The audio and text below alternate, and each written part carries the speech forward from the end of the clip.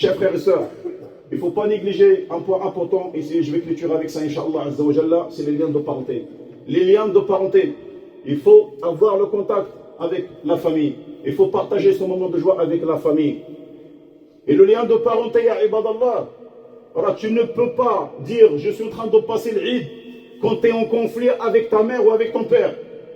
Tu ne peux pas dire je suis en train de passer un moment de l'Eid, tu es en conflit avec ton frère, ou ta soeur, ou ta tante, ou ton oncle. Ya ibadallah, c'est de la famille.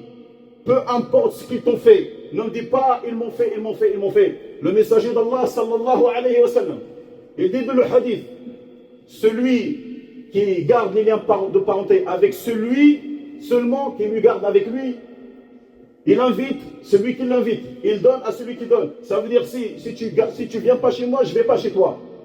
Si tu ne m'invites pas, je ne t'invite pas.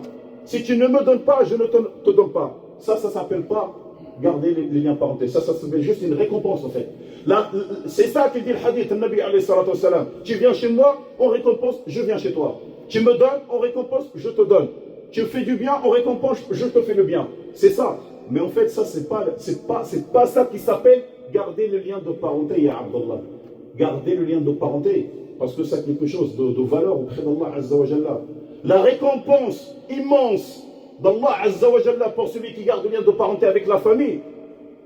Rabbi subhanahu wa ta'ala, il ne va pas te donner autant de récompenses juste parce que si tu vas chez la personne qui vient chez toi ou là t'invites celui qui t'invite. Non, c'est quand tu forces ta personne et ton nefs à faire le bien à celui qui t'a fait le mal, d'aller rendre visite à celui qui t'a jamais rendu visite. Et c'est ça le lien de parenté, c'est ça garder le lien de parenté en vrai dans l'islam. Tu veux ce qu'Allah Azza wa Jalla réserve pour ces gens-là? Il ne faut pas écouter ton nefs. Écoute pas ton nefs. Il n'écoute pas Shaitan. Parce que Shaitan, il va te dire, oui, t'as fait ceci, t'as fait cela, comment tu vas l'appeler, comment tu vas le contacter. Non, dis-lui, moi je le fais uniquement pour Allah Azza wa Jalla. C'est à ce moment-là où tu vas montrer à ton Seigneur c'est quoi la valeur d'Allah Azza wa Jalla dans ton cœur.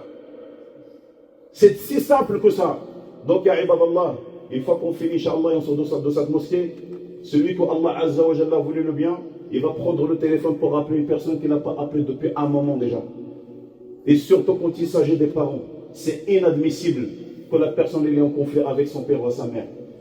Ainsi que les frères et sœurs, et ainsi que toute la famille.